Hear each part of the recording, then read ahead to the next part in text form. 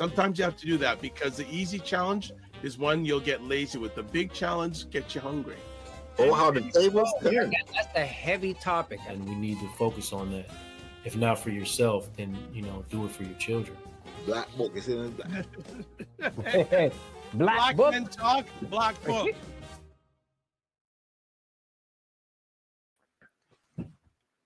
What is up, everybody? It's Dr. Vibe here, host and producer of the award-winning Dr. Vibe Show, the home of Epic Conversations, and I'm the host of Epic Conversations 2020. No, let's do 2018. 2018 Innovation Award winner, 2020 Best Podcast News Award winner given out by the Canadian Ethnic Media Association. I also co-host and co-produce the only online show in the world for dads and fathers. It's sponsored by Dove Men Plus Care, and being part of that team, reached out directly and indirectly to over 400,000 dads, fathers, and male caregivers around the world. And as always, I like to say you're blessed, highly favored, a magnet for miracles, and a solution for someone's problem. Look who is here. Back. Hey, there we go. We're on Black Men Talking. You're watching Sadat Osbourne and Dr. Vibe. What is up, Sadat? I am good. It's good to be back. I know that it's been a little while. I had to take a little bit of a hiatus, but always listening in, always there. Great to see everybody's back as well. And yeah, man, it's just good. Like, you know what? Today I have to say it's a blessed day. When they ask you in the check-in how you're feeling from 1 to 10, today's a 15. It's on the 15 scale. I feel like for those who are here in Toronto, I don't know what the weather.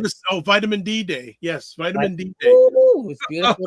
I went for a walk. I usually like to go walking on Sundays. I haven't been walking in a while, but I went for a nice walk today, man. It was a beautiful day, so I'm giving praises. That was a beautiful day. What about yourself? How was your day?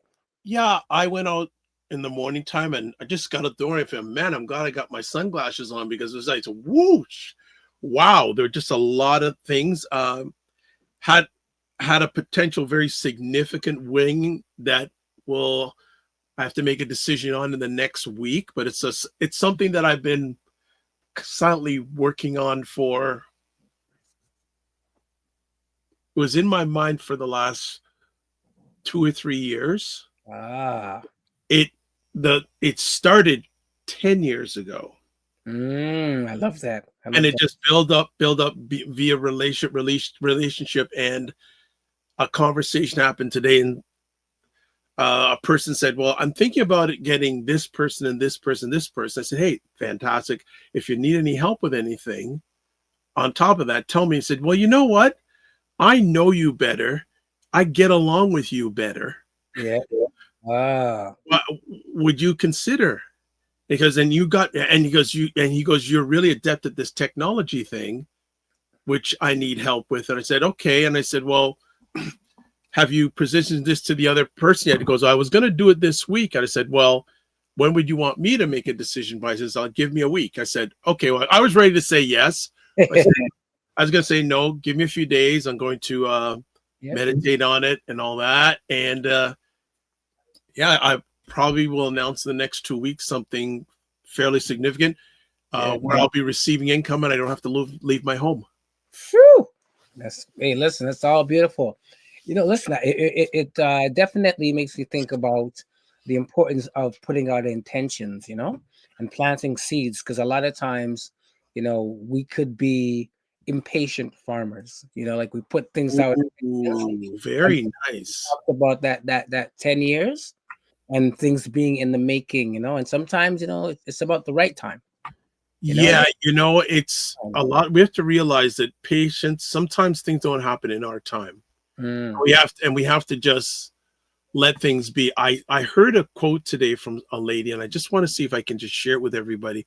Lady I really respect, Tanya Smith, who's she says the goal is connection, not perfection. All right. Pull that one up again. The goal is connection, not perfection. I thought, wow. And she did a webinar about doing resetting, and there were so many gems in it. I've got to rewatch it. I said it was just really right on. The goal is connection, not perfection. That's right. That's right. That hit me solid. That hit me solid. What's been going on with you over the past week? As you say, the goal is connection, not perfection. I got to always hail up my boy, um, Christopher Lawrence, right? Oh boy, yes, Mr. Lawrence. Okay. He's the master of the network and the net worth of the network. So that reminds me of some things he's been doing. So yeah, man, I've been up to certain things. So one of the things I'm looking forward to this week is, knock on wood, we're gonna have Dr. Vibe in the house, doing the podcasting session. We'll see. Yeah, we'll see if it manifests. We're putting Yeah. up the attention, but yeah, really, I'm looking forward to really connecting with folks, man. That's this whole week. I have a couple new things that are going on. I'll be doing some, new programming, Good. new training, Good. and it's all exciting. And the best thing I love about it is new connections, right? Yes. New connections, but meeting some new people, and being able to, build, because that's my thing. I always love to build forward. So yeah, I mean, definitely, looking forward to that. I'm starting a rites of passage with an organization this week, which is really exciting, as well as doing some training on some African-centered leadership with another organization, which is it's exciting as well. So yeah, I'm looking forward to those new journeys starting. Well, I just want to hail up Lori Hitson Souza, who is like Ooh, this listen, on Facebook. no, you don't even know who that is, bro. Look, listen, you don't even know who that is. This will happen. We could probably spend the next few minutes just hailing up people. No, we have to do that. So it's just like a hail up session. So, as humble as she is, she's from Diversity Midwives, and wow! For me, she helped to deliver all 4 of my children. Wow! Yes. That is big hail up, and actually, and I don't look at social media as much as I used to because I have a life. And I saw one of the gentlemen who considers me a mentor. I haven't heard from him in a while. He is a daddy. He has an organization. Is it in Milwaukee or Green Bay called Daddy Doula? Oh yes. And he has a program now for Black men in regards to doula and graduation. He's real. I gotta hail him up in the next few days. But yeah, Daddy Doula. Joseph Zawadi did a great conversation with him a few years ago. I got to reach out and touch base and can get him back on again. But yeah, well, Lori, great to have you here. That is fantastic. And I got to thank you as well. I was doing some work mentoring some young people who do a community project through Canada microgrants, and I was like, hey, this young lady wanted to do something on Black maternity and health. And I'm like, reach out to Lori. And I was glad to know that you actually connected with this young person. I heard that you presented at the conference and just passing on. She was so appreciative of that. So I love it. It's not just doing the work, but making the connection and making the connection and making the connection. Right. So I love that. And it's, your name came up in a conversation I was having in the last weeks because someone was saying we need a rites of passage program, and it was someone not in this country. It was someone that was in the was it George Fraser? What was his name? Yes. So there you go. Yeah, I'm pretty sure it was. Well, you were on when I told you I had that conversation with him, right? I told you about that. Yeah, we were backstage. Yeah, I've actually got to release that because it's been sitting in the vault, and I need to release that. And I've also got to send Dr. Fraser that. But that rites of passage, yeah. I have you done one for elders in the recently at all? No, not really. But it's out there. We're working with a lot of different partners, and it's definitely something that we need to reignite. Working with the elders and them really kind of giving back and having a process that works for them. But yeah, I'm excited about it. So if anybody's out there that's interested in doing something like that, yeah, let us know. It'll be all good and stuff like that. So yeah. Okay. Well, we're gonna take a little bit of a break and we'll catch up on things. We're actually broadcasting to another new platform today. Okay. And you're not even aware of. So we're always looking to do new things. We're going to take a break. for about 30 seconds, and we'll come back with some more from Black Men Can Talk. Black Men Can Talk, a show where Black Canadian men come together to have real unfiltered conversations about life, culture, and community. There is that weight that is put on Black men in order to show their worth. But I think our children are now in a space, in a place where they are doing better. You know, as somebody who works with young people. And in a lot of cases, a lot of the impact that they've seen happens after they're gone.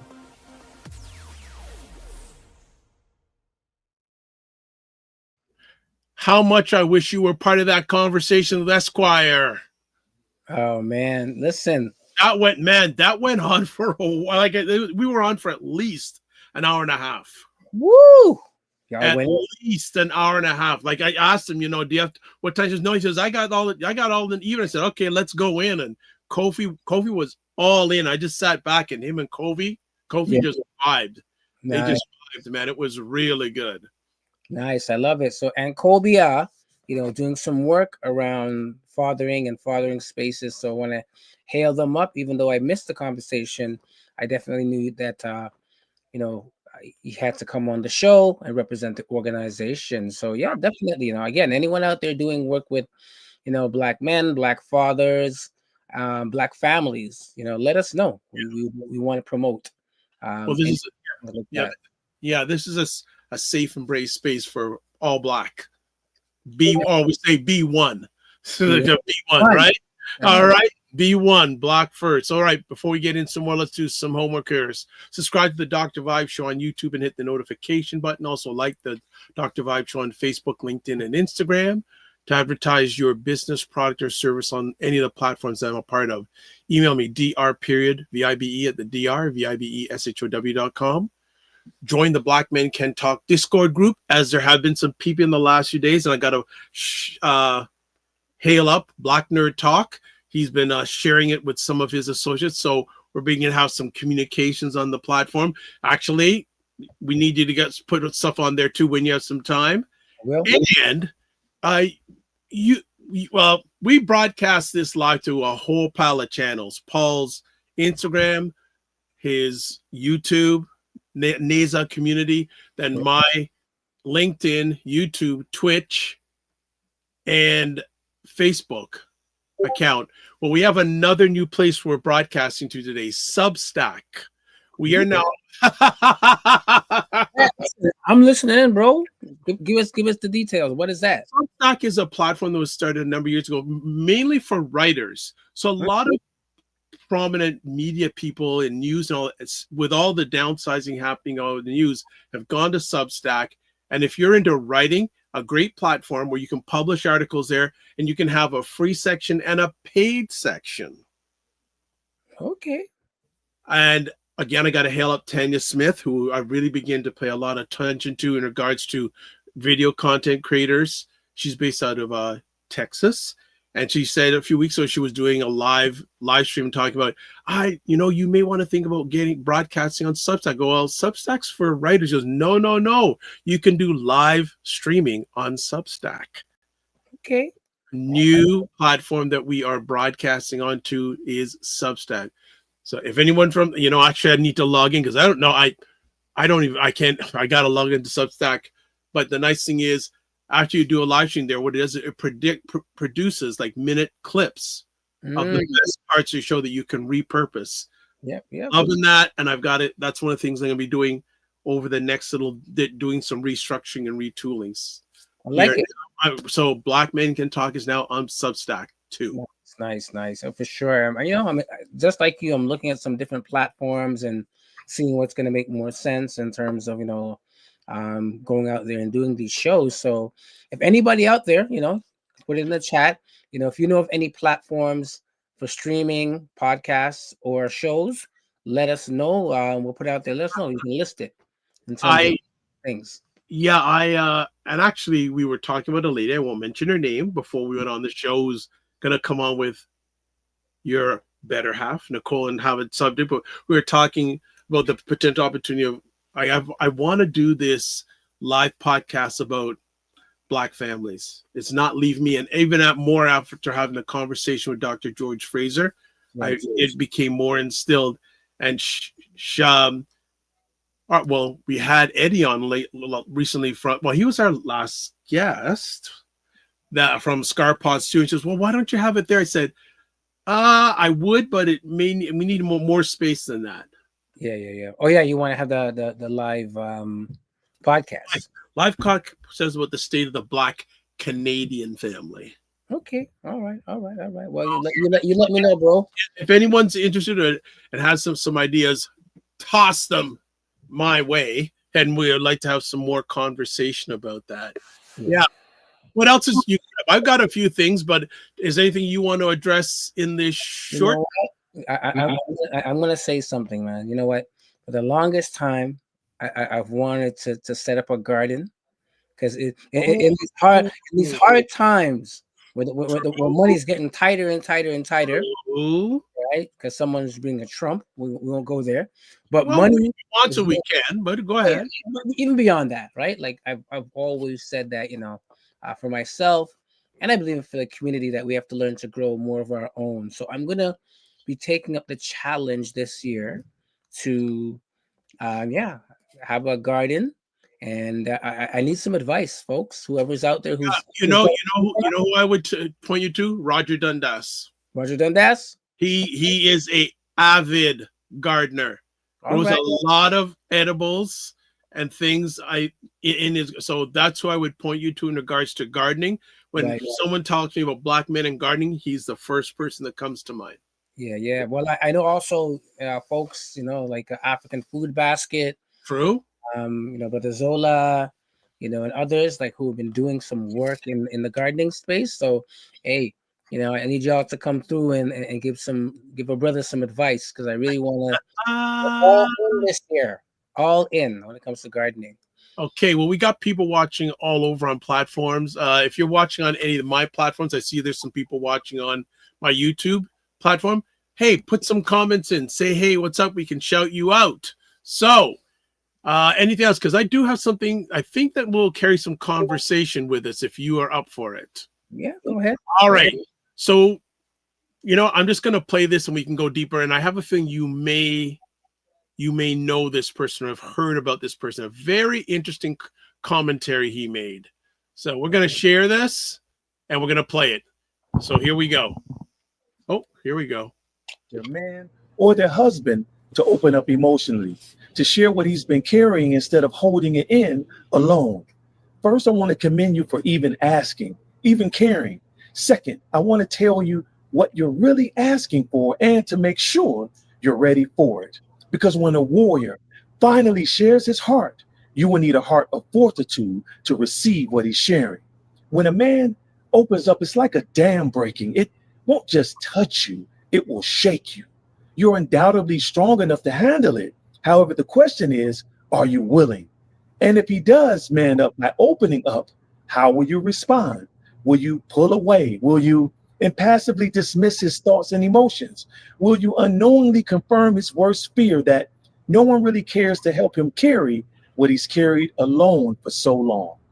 Or is your heart strong enough to support the very thing you deeply desire for your man, that he heals and become whole? So if you're ready, sincerely ask him, but with deep intent in your eyes, how are you really doing? Then brace yourself and listen with your heart and not your ears. Shalom. That was deep. That was deep, bro. It's a gentleman named Jason Wilson, very well known in the United States. Has just, I didn't bring the book with me, but just read a book called The Man That the Moment Demands. And he's written another book.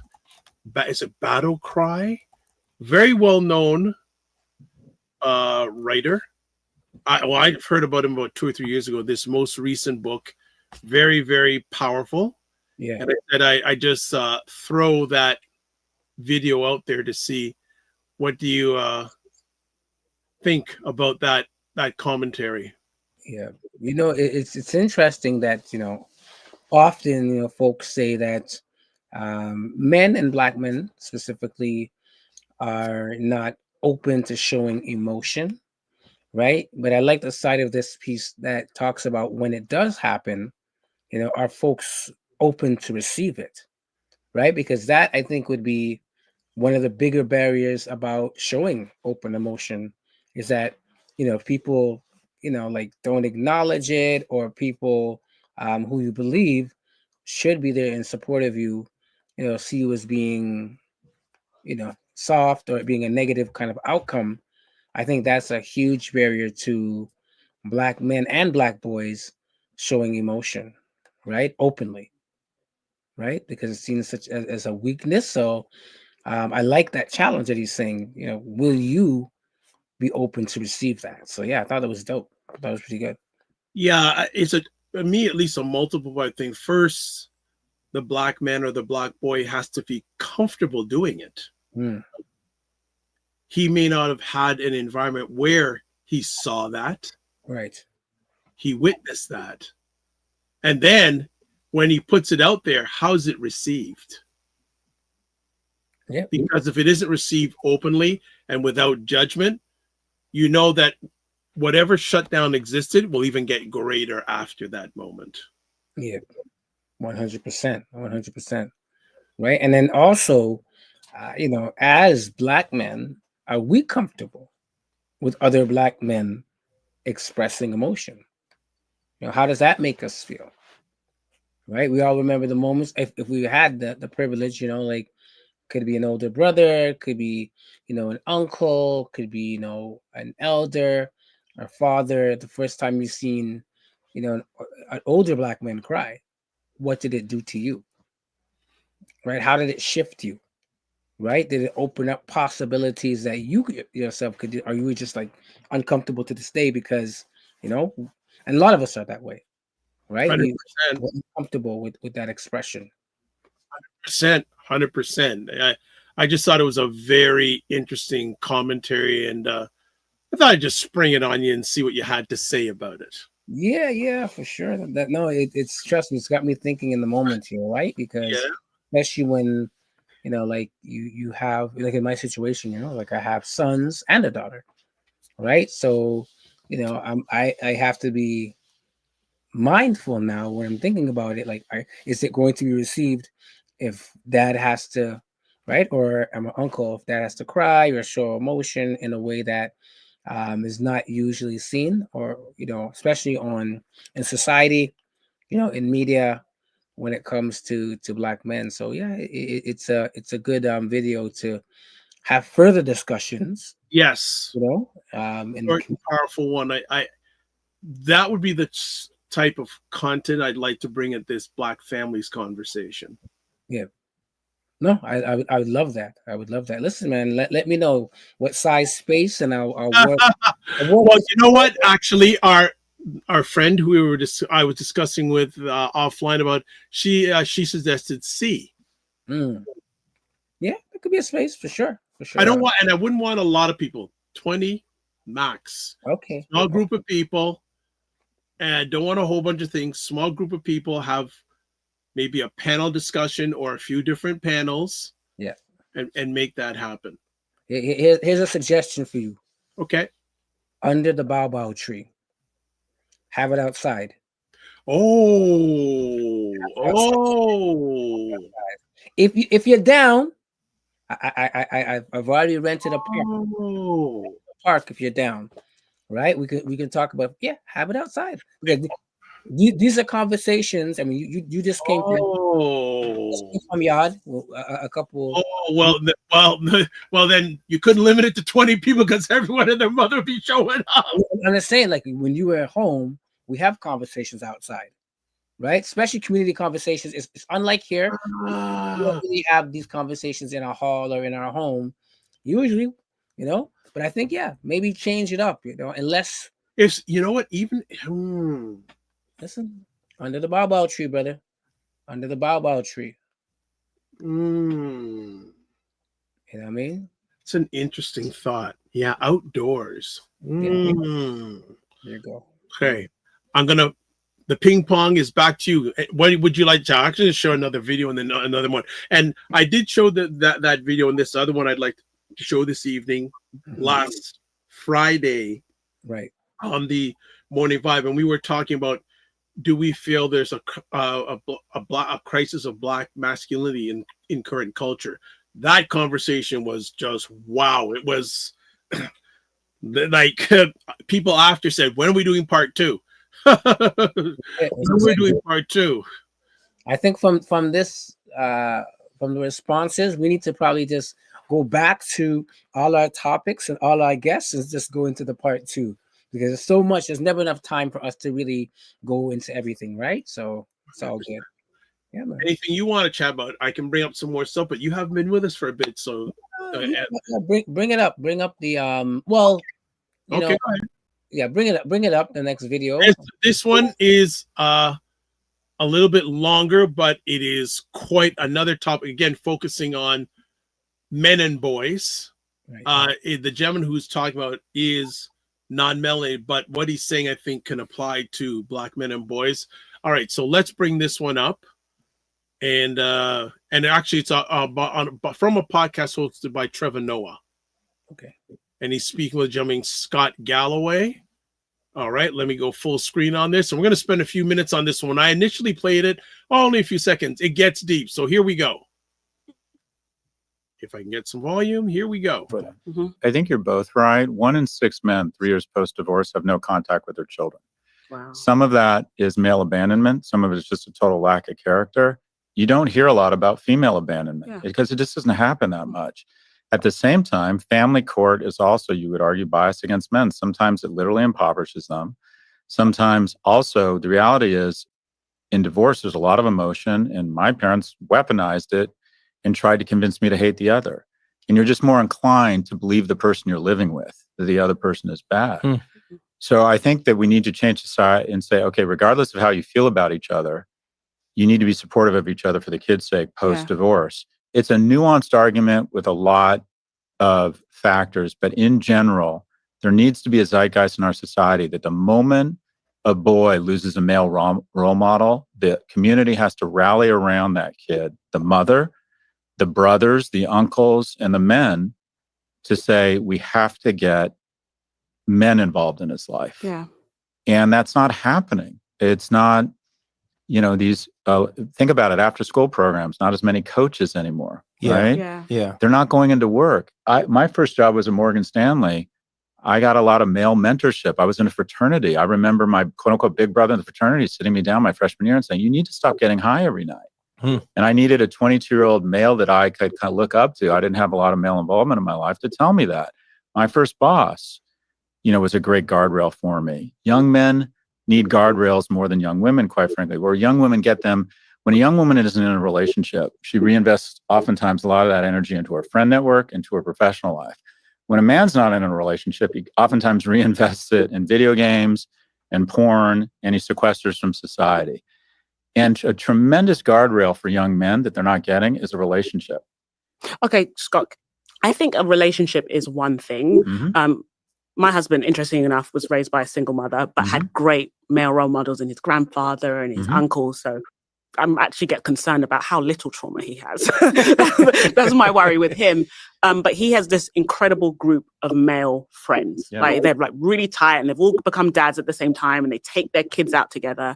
And I'm really struck by how much he invests time in his friendship. And even in that group of men, there's about 7 to 8 of them. A couple of them aren't married yet, but they're still involved. So if there's a birthday, they'll fly in, etc., etc. I kind of rub up against the idea that having a mate is the only arena these men can find care, because I see a lot of women marry men and they're like, now I have someone to babysit. Isn't there a way that we can encourage young men to invest in their friendships and in a brotherhood and in their communities in a way that means even if you don't have a romantic relationship, you still have a really rich and fulfilled life? Because this world where my daughters are going to grow up and, okay, the man does have a job or whatever, but she's going to have to look after him all the time. And if she doesn't, he falls off the rails. I'd rather it be a man who has a really rich interior life and social network. And if he's married or not, or if he has a girlfriend or not, it doesn't matter. It's not as socially devastating. I think you're talking about the way the world should be, not the way it is. Or the way we can perhaps make it. Well, that's very nice. So the No, reality I'm is, not an optimist. I'm just saying that we have well, we have that in common. Yeah. A 30-year-old Now I see why you're a fan. 30-year-old male that hasn't lived with a woman or been married has a 1 in 3 chance of becoming a substance abuser. And a strong friend network is incredibly important. Okay. But without a romantic relationship, men have a tendency to not reinvest in their social network and their professional lives the way that women do. You clearly have figured out that male friendship is really important for men. They open up to other men. They can express. The people who have the most job prospects are the most social. They have an outlet with each other. Do you think in general, though, that women, once they get married, are really supportive of men spending more time with their friends? I think it depends on the friends. I like my husband's friends. Okay, most women see a guy spending more time with their mates as a threat to the relationship. In addition, corporations don't want men spending a lot of time with their friends. They want them making more money. This is the difference. I don't really like men. There's a boys' club and they leave me alone. It's a dream. But the larger point you bring up is the following. 1 in 7 men in America doesn't have a single friend. 1 in 4 men can't name a best friend. Damn, that's crazy. And we have what I would argue is a loneliness crisis. And the most frightening thing for young men right now, in my view, is that the deepest pocketed, most talented companies in the world are trying to convince young men, especially, that they can have a reasonable facsimile of life on a screen with an algorithm. Why go through the effort of trying to have friends and figuring out the pecking order and your social currency when you can go on Reddit and Discord? And why, for God's sakes, would you ever go through the humiliation, the rejection, working out, having a plan, being funny, smelling nice, enduring rejection, feeling humiliated, figuring out a way to feel confident, showing the perseverance such that you can establish a romantic or a sexual relationship when you have porn?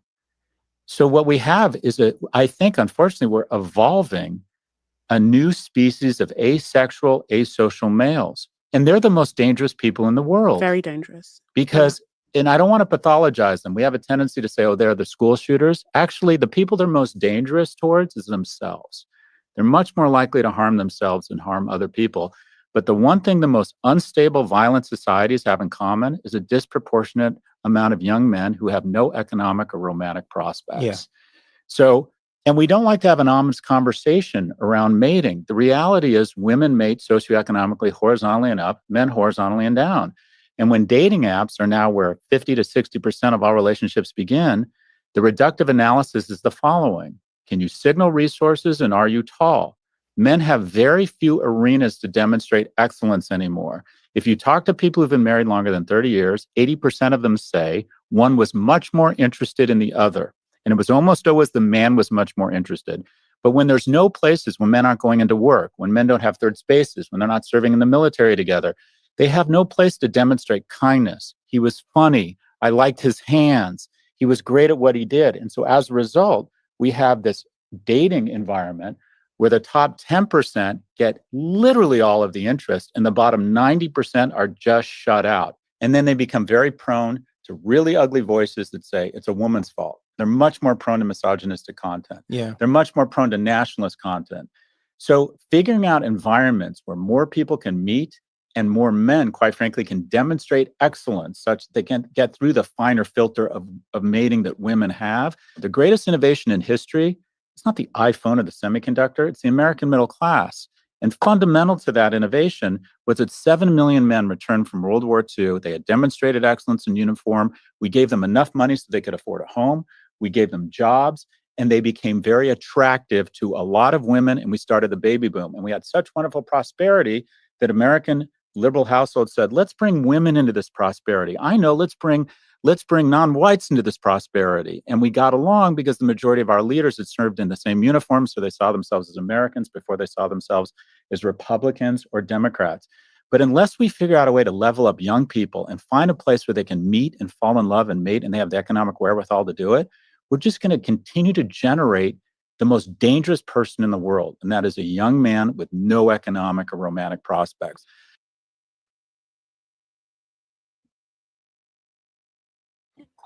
I'm going to say this. Myself, I disagreed with much of what he said, but I do agree with some of what he said, right? And I think again, everything's perspective and everything's is liberty in terms of, you know, your how you step into your environment, your culture, and it shapes your perspectives, right? So I mean, but I get it maybe from where he's coming from in terms of when we look at the economic factor. But the thing I would say is that a lot of people who are from brown and black and melanated communities don't have the economic power, but yet you look at their fertility rates and you look at their, it's way higher, right? Then so, but that's one factor. I won't even go off. But what I do agree with is the need for more third spaces for black boys and black men to be and to connect, and the importance of having, you know, your friend group, your posse, your tribe, that you're able to really just navigate life and bounce things off. I think that that's the important piece. Interesting enough, I was having a conversation. I went to, I'm not going to endorse them, but I went to the large donut company that we have here in Canada. Yes. We know who they are. Yes. And I was just reflecting on the fact that back in my day, like say my high school days, we used to hang out at the donut shop. And what ended up happening was, you know, which if you compare it to today, it's a lot of elders that hang out at the donut shop. Yes. Right? Yes. Good point. But you know, my partner was saying, or Nicole was saying, you know, one of the things that we that happened back then is when there were more than three black men, three young black men gathered in those places, they often ran us out because they saw us as a threat. Yeah. If there is 5 of us or 10 of us walking in a mall, the security comes and do what? Right. Kick us out. Right. Yep. So it's making me think, right, in terms of now in our later ages and stages, where gathering was always seen as, you know, a criminalized or a negative piece. Sure. What is the impact on today? Right? Our gathering was always a threat. We knew that. Right? It's just one of us ain't. Maybe, you know, that's one thing, but our gathering has always been a threat. So I think it does have an impact around now, as we talked about it before with another guest, around the loneliness epidemic. Yes. Professor Joe Corley. Yep. Hey, Professor Joe Corley. If you haven't seen that, catch it on the rewind. That was a great conversation we had. Yep. The loneliness epidemic. I think it's how do we shift if we want to shift as black men, and actually go out there and meet people. Right? How do you do that? You know, a few things. I've got to catch up. Galera. Hi, Galera. She has a comment. The Bangladeshi peeps meets outside all pandemic long, and now they're watching their condos being built. We have been here so long we forgot what our ancestors did. Galera also says, glad you are all speaking of meeting outside. It may become a restored, healthy community habit. And interesting. One of the practice I did for a few years, a number of years ago, it's every year we'd have a friends and family get together at a picnic place. Yeah. We did, the last time we did it out in Milton, and it was, I guess, a central spot for people from the west, from the east to meet, and we just spend a day picnicking. And to build on what you were saying too, Sadat, is that and even up this afternoon in discussion with Tanya, I said, she said she's an introvert, but she's conditioned herself to meet people like face to face. Like you go to a lot of events, I go to some, and you always end up seeing someone you haven't seen for a long time. Yep. Let alone not including the pandemic, but just haven't seen for a long time. Exactly. There needs to be, it's done periodically, spaces where black men and black boys get together, but if a dream would have a regular space that black men and black young men could get together. I know that Troy has his thing, I think, once a month. Yep. And that's on a Friday evening. Yeah. But if there were you know, maybe we put out in the universe, could there be a monthly place, maybe on a Saturday afternoon or Sunday afternoon, where Black men and boys could just get together? Just a thought. Yeah, and furthermore, with our with our women as well, because I think the thing that is kind of out of practice, I think, for us as a community, is just having conversations that, he was talking about mating and stuff like that, but just having regular conversations, right? Conversations that have nothing to do with anything sexual or an intention to even go there.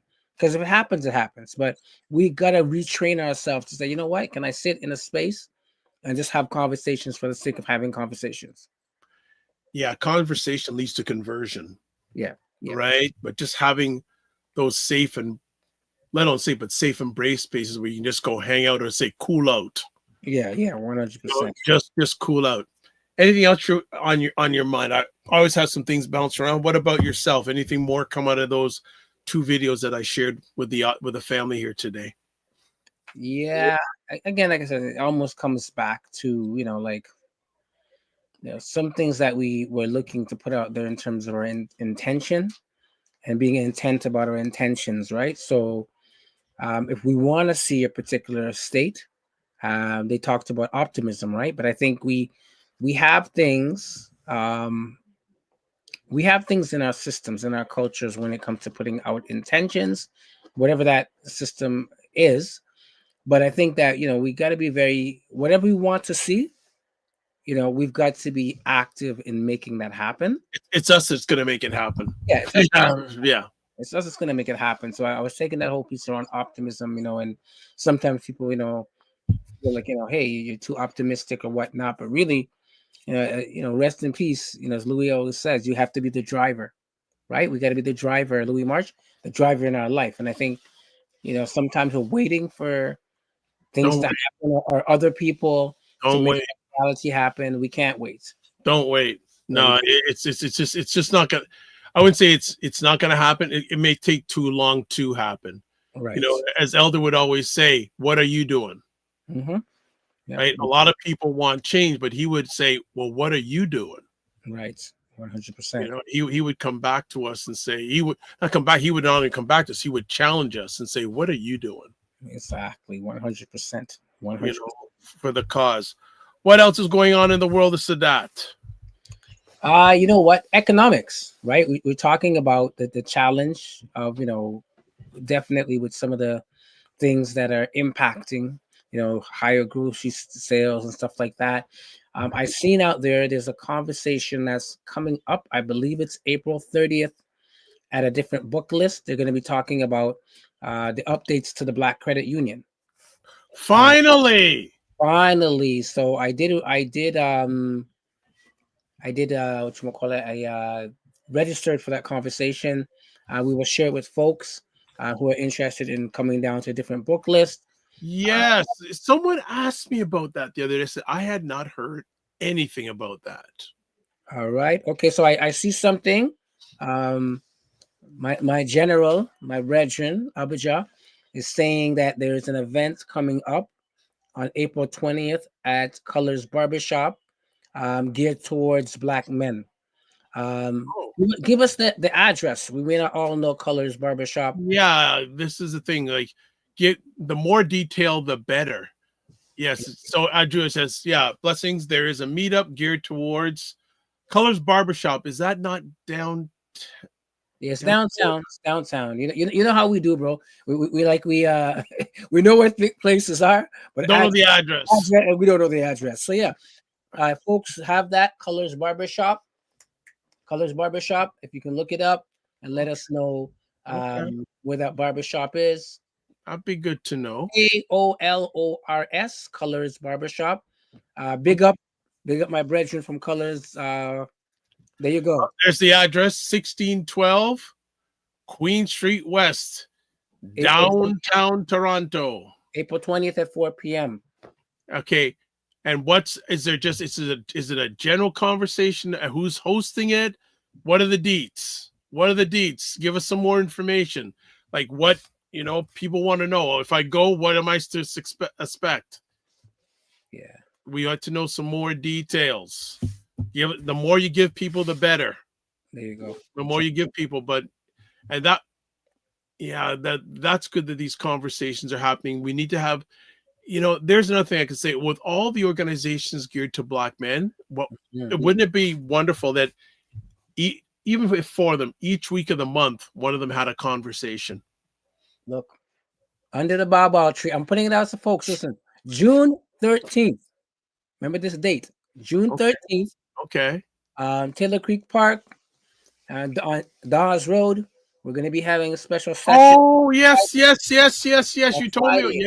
Yes. We're going to be outside. We're going to, break some bread. We're going to exercise. We're going to walk. We're going to reason. So I will give some details as it gets closer. You know what? Closer, but June 13th. Save that date. If we could get some sponsor, maybe ask Eddie to come and document it. Yeah, listen, 100%. Yes, get it. But yeah, outdoor activities. Yep.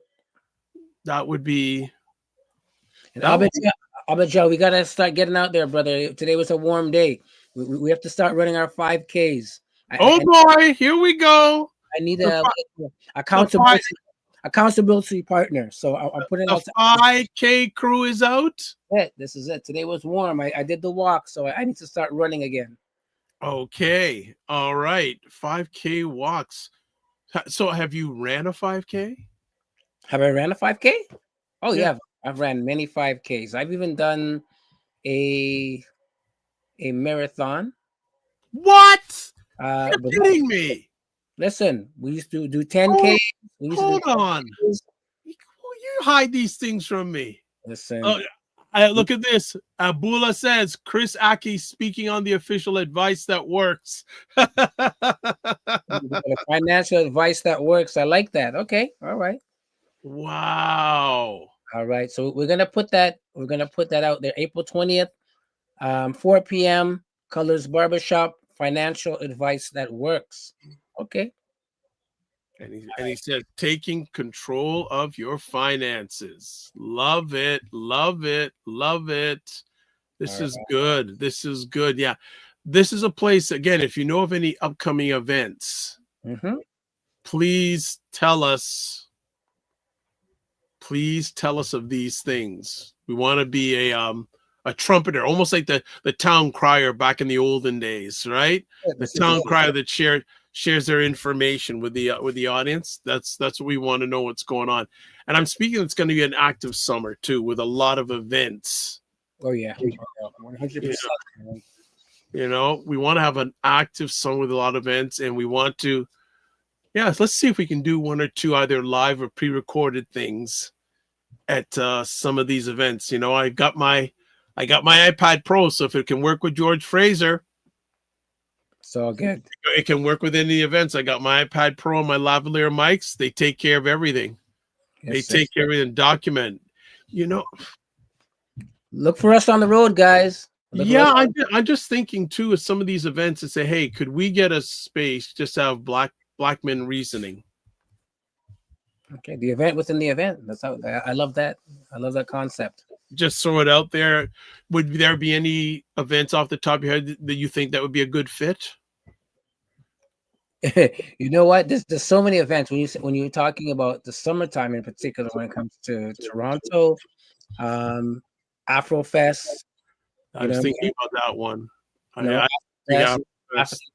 African Caribbean Festival that happens here in Scarborough. Yes, that one I'd really like to. Look at this. Willa says, I'm ready to run next Saturday. Early morning run. Let's do it.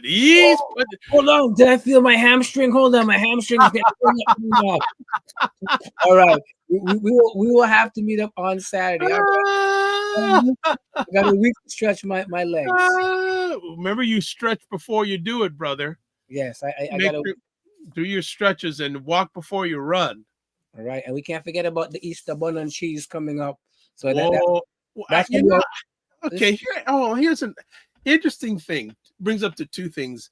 Yeah. So if we're doing a show next week, I can do it, but I'll be in another city, but I can do it remotely, because if I can do it remotely from Jamaica, I can do it remotely from where I'm going. Yeah. So they would like to get some bun and cheese. So don't you have where you are? She says, no, it's way expensive. So I ended up buying it. They asked me to go to a specific store. It was a Chinese grocery store. Yep.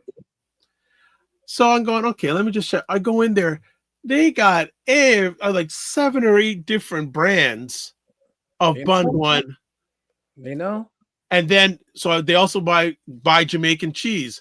So I asked, where do I get the Jamaican cheese? They keep it under the cash register. It's like a hot commodity. That and the bully beef. There we go. I'm going Jamaican cheese kept underneath the cashier. I said, I want one. Say, pull it out underneath the cashier, pull it up. Another interesting fact, this after, for those who don't know, on many a Sunday afternoon at 5 p.m., at least bi-weekly, we have Black Canada Talking with Cesar Nadima Musa. Yes. Incredible gentleman. Very top-notch. So he's down for for the 3rd year in a row. He's been invited to the UN General Assembly for the decade of African descent. I'm butchering it, so I'm going to leave it at that. So this year it's in New York. So we chatted last week. I said, look, I just want to make sure you get there safe, because crossing the border these days, if you're a Canadian and if you're non-melanated, can be challenging. He said, no problem. He's not scared. So he texted me this afternoon. And so people saying, why you mentioned, so it just builds on the conversation I was just saying about getting melanated products at non-melanated stores. So he says, okay, well arrived, brother. Didn't know I was in Queens. Feeling like Hakeem coming to America. LOL. He says, watching here at a Black-owned barbershop while waiting for my food from the Jamaican-owned restaurant next door. The gentrification is flagrant here. Black neighborhood with Chinese and Latino businesses, and white tourists with luggages from the hotels. Yo, bro, I listen. I was in Brooklyn last summer. I don't know where I was. Not the Brooklyn that I know, but gone are the bodegas, and everything is like trust me. I was like, yo, where am I? Like, I could not recognize the faces, the places, the businesses, nothing. I was just like, this is like, we're East End people. So it was like going downtown and all these little frou-frou shops and stuff. I'm like, so it's real. It's real, right? So where did the people go? If we're being moved out of our neighborhoods, well, I don't say, well, some of it's moved out. Some of people just sell for the money. But the thing is, and they say, oh, I want to move back. Good luck. You can't afford now. Don't leave. I'm warning y'all. Don't leave. If you can stay, right? And but yeah, I hear you. Like, it's crazy. Once you're gone, you have high possibility of never getting it back.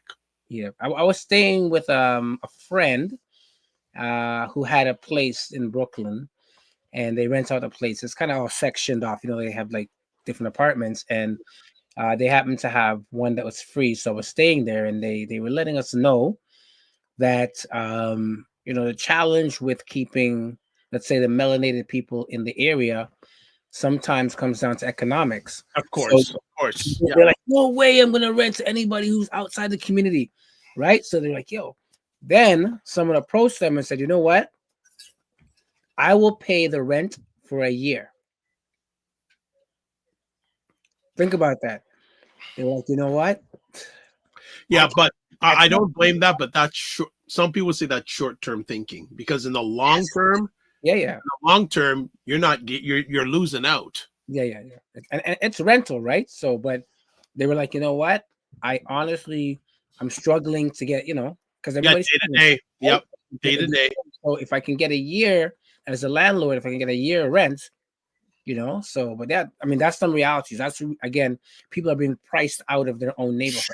Sure. Right? So that was one of the things he was showing me, right? 100%. I fully get that. I fully understand that. And it's a ongoing conversation, the economics thing. And I'm a firm believer, if we as a people are going to move forward, we have to get our economics together. That's it. 100%. Like it or not, we're in a capitalistic society, and money is valued more, unfortunately, by a lot of people than who you are. So connection. Today, the keyword is right? Connection and relationships too. Yeah, relationships. That's it. Relationships are really important. Well, I think we have done for this. Are you? Should we broadcast next week? It is Easter weekend. Are you wanting to broadcast? Let's check it in the week. We'll check in the week. Yeah, check during the week. I'll be able to do it if we need to, because I'll have my laptop. And as I said, they're in Jamaica, so where I'm going now, this is no problem. I'll be indoors, and the Wi-Fi is good. There you go. So everything is set up to make things happen. Anything coming up between now and the weekend that we need to know about? The only events that I'm pushing again is the networking event by Brother Christopher. Outside of that, I just want people to have a safe and healthy week. Embrace the love, embrace, family, community, what I mean, and just, be optimistic, right? Optimistic. That's it. Well, and Galera, thank you so much for making this an epic conversation. He says, every 10 days we have a free gathering open to the public at Kebta, Toronto, 2409 Eglinton Avenue West in Toronto. It is known as the African spiritual ceremony called Divine Holy Zemzem, consisting of prayers, wishes, and meditations, followed by a discussion.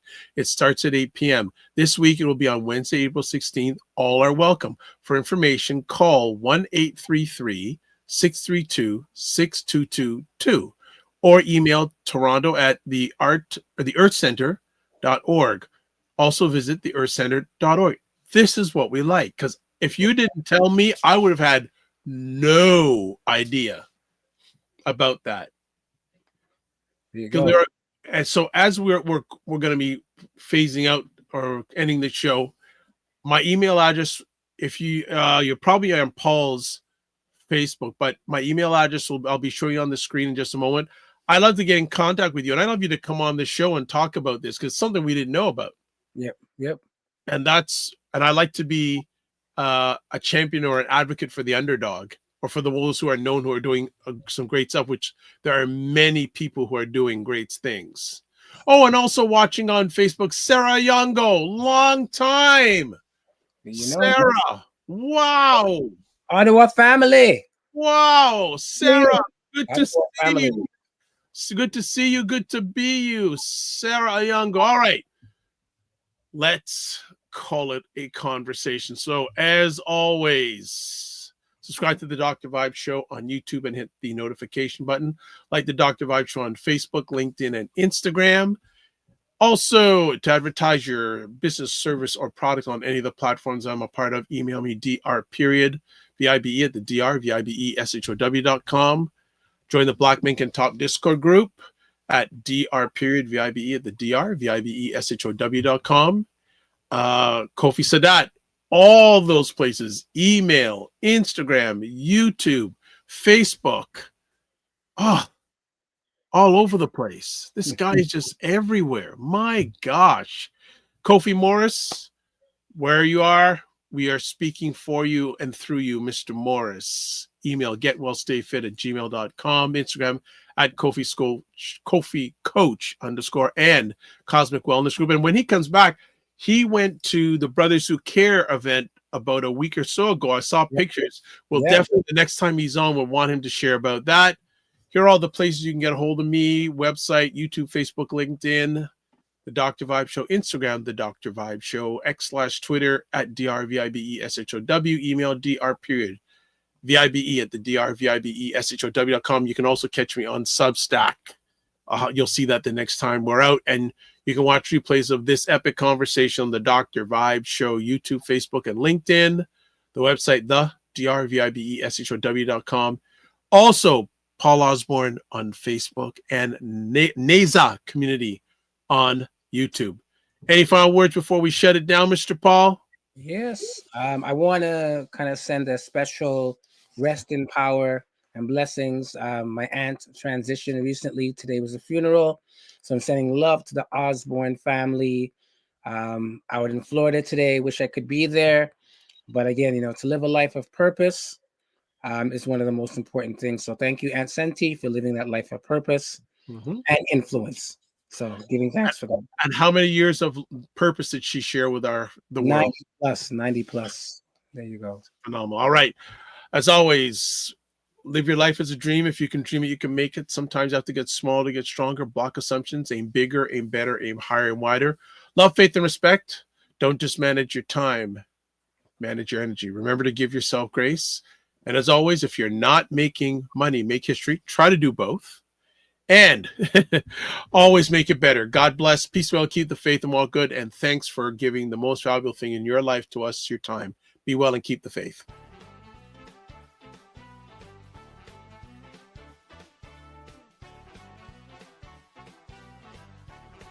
Time that our parents, they're like, I have nothing to teach you. I don't know nothing. And My dad's at that point now. It says, That's my point. But I'm saying, no, Dad, you got lots more to give. You know how cold it is when these two brothers in their yard. You know that. You know that. You don't know that, bro. You know No that. joke. I know we all have these things, but you know what? My go-to is this thing. Wow. Black book is in the black. Black Black book. Men Talk, Black Book.